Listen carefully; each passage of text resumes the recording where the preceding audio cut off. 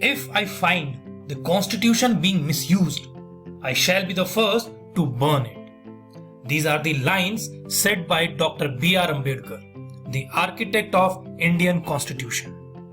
Why I am referring these lines? Because in today's class, we will be discussing about Indian Constitution. Today's topic for the discussion is Constitutional Design, Civics Class 9, and this is a part 1 video, myself Gaurav Kumar. तो चलिए शुरू करते हैं. In this chapter, we will basically discuss about how the constitution which we have today in India, how it came into existence. ये पूरा इसके बनने का प्रोसीजर, पूरा सिस्टम, कॉन्स्टिट्यूएंट असेंबली कैसे बनी, कॉन्स्टिट्यूशन है क्या, हमें इसकी जरूरत क्यों है, तो ये सारी चीजें जो हैं हम इस चैप्टर के अंदर डिस्कस करेंगे. जिसमें से जो आज की वीडियो के अंदर हम डिस्कस करने चाह रहे हैं, these are what is a constitution, why do we need a constitution, apartheid system in South Africa, making of constitution in South Africa, making of Indian constitution and constituent assembly of Indian constitution. तो चलिए सबसे पहले हम शुरू करते हैं कि what is a constitution. Constitution is a supreme law in a country. It is basically in a written form which is accepted by all the people who are living together in the country. We are talking about the supreme law, तो it means it is a book of law. एक कानून की ऐसी किताब है from where the government of that nation they gets its power, कि एक सरकार के अंदर, एक देश के अंदर एक सरकार कैसे काम करेगी, कैसे फंक्शन करेगी, how it will be elected, सरकार का सबसे बड़ा मुखिया या हेड कौन होगा, कहां से उसको पावर मिलेगी. तो ये सारी जो चीजें हैं, एक सरकार कैसे रन करेगी, सारे इंस्टीट्यूशन जो होंगे गवर्नमेंट के, how they will function, this everything is written there in the constitution. तो इससे हमें ये तो पता चलता है कि कॉन्स्टिट्यूशन की क्या इंपॉर्टेंस है एक डेमोक्रेसी में. तो हम कह सकते हैं it is one of the most important document in a democratic country. अभी हम इसकी जरूरत के बारे में बात कर लेते हैं. That why do we need constitution. It generates a degree of trust and coordination between the people, citizen of the country, and between the government and the citizens. It specify how the government will be constituted. जैसे हमने पिछली slide में discuss किया था कि बताया कि सरकार कैसे बनी होगी और सरकार का हर अधिकारी या मेंबर, या हम कह सकते हैं हमारा इलेक्टेड लीडर जो होंगे, उनके पास किस विषय पर पावर होगी डिसीजन लेने की, या वो कानून कैसे बनाएंगे. Everything is written there in the constitution. तो that is why we need constitution. It lays down limit on the powers of the government. कैसे? By providing rights to the citizen. संविधान के अंदर ये पूरी तरह से मेंशन होता है कि देश के नागरिकों को क्या क्या अधिकार होंगे, और इसी तरह से वो सरकार की पावर्स पर एक लिमिट लगाती है ताकि सरकार अपनी पावर्स का एब्सोल्यूट प्रयोग ना कर सके, इस्तेमाल ना कर सके, और लोगों के राइट्स का एक्सप्लॉयटेशन ना कर सके, उनको वायलेट ना कर सके. तो इससे हम कह सकते हैं it tells us what are the rights of the citizen in a country. Then next one is it expresses the aspirations. ये उन एस्पिरेशंस या उन गोल्स की बात करती है जो संविधान उन गोल्स की बात करता है जिसे अचीव करने के लिए एक देश हमेशा काम करेगा. हमारा देश क्या बनना चाहता है, अपने देश के लोगों को क्या प्रोवाइड करना चाहता है, it that everything is written there in the constitution. और अगर पर्टिकुलरली बात की जाए तो ये सारे जो हमारे गोल्स और एस्पिरेशंस होते हैं, they all are written there in the preamble of the constitution. अब प्रीएम्बल क्या है वो हम आगे की क्लास में डिस्कस करेंगे, लेकिन अभी हमारे ये जो पॉइंट्स हैं इनसे हमें समझ में आता है कि why do we need constitution. बात करते हैं apartheid system in South Africa. क्या था अपार्थाइड सिस्टम? अपार्थाइड सिस्टम एक वो रेशियल डिस्क्रिमिनेशन का सिस्टम था जो साउथ अफ्रीका में यूरोपियंस, व्हाइट यूरोपियन या यू कैन से ब्रिटिश, व्हाइट ब्रिटिश या व्हाइट यूरोपियंस ने जो इंप्लीमेंट किया था. South Africa was under the control of British, जैसे कि हम भी उनकी कॉलोनी बनकर जो इंडिया था, इंडिया भी कॉलोनी था ब्रिटिश की, ऐसे it was also the colony of British. तो वहां पर क्या था कि कुछ डिस्क्रिमिनेटरी लॉज जो थे इट वाज इंप्लीमेंटेड. जैसे नॉन व्हाइट्स के पास वोटिंग राइट्स नहीं था, ठीक है, और वो उन एरियाज में नहीं रह सकते थे जहां पर व्हाइट लोग या व्हाइट यूरोपियंस रहा करते थे.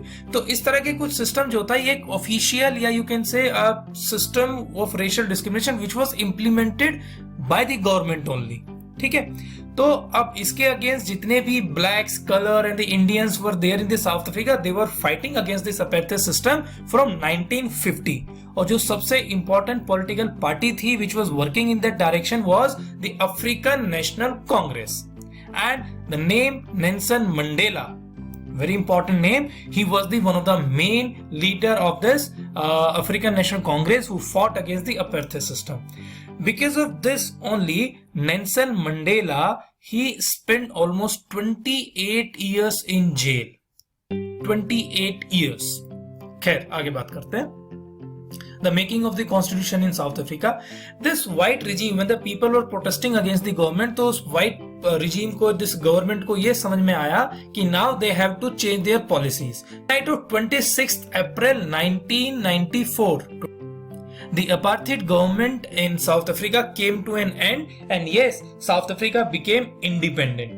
And then Nelson Mandela, he was released from the jail, and he became the first president of South Africa. After the getting independence, the 2 years of discussion were taken place, and after this debate, they came out with a constitution. The people of South Africa, they came out with a constitution, and this constitution gave to its citizens the most extensive rights available in any country that time.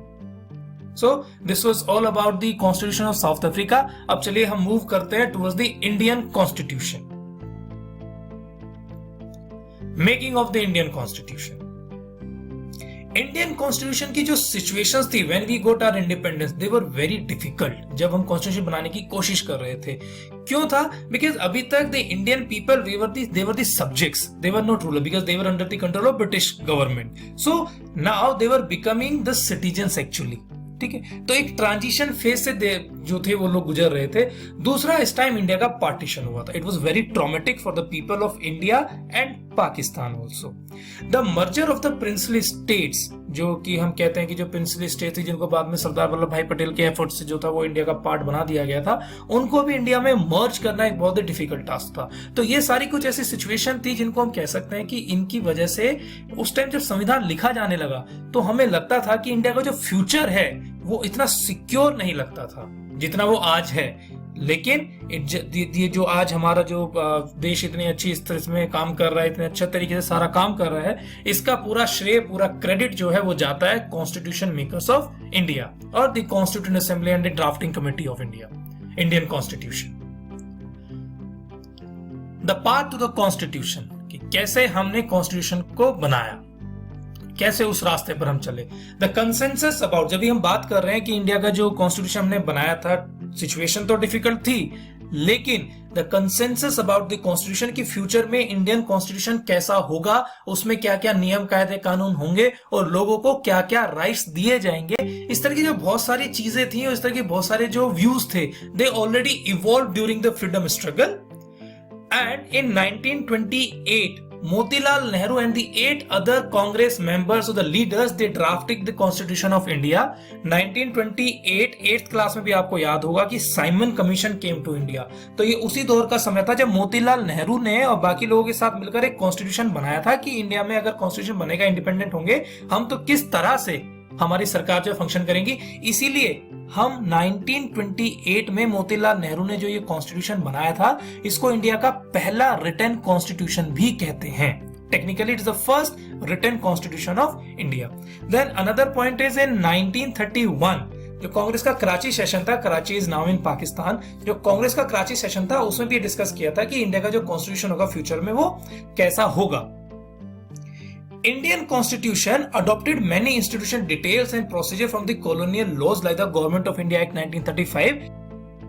अब हम बात करते हैं उस constituent assembly की जिसने हिंदुस्तान में constitution को बनाया, उसको पॉसिबल किया. ड्राफ्ट किया गया था वो कॉन्स्टिट्यूएंट असेंबली ने ड्राफ्ट किया था, जिसके बाद में ड्राफ्टिंग कमेटी भी बनाई गई थी, which was headed by doctor B R. Ambedkar. ये हम सब जानते हैं. तो वो कैसे इलेक्ट की गई थी, वो जो एक्चुअली इंडिया में 1946 जुलाई में लेजिस्लेटिव काउंसिल के इलेक्शंस हुए थे असेंबली के.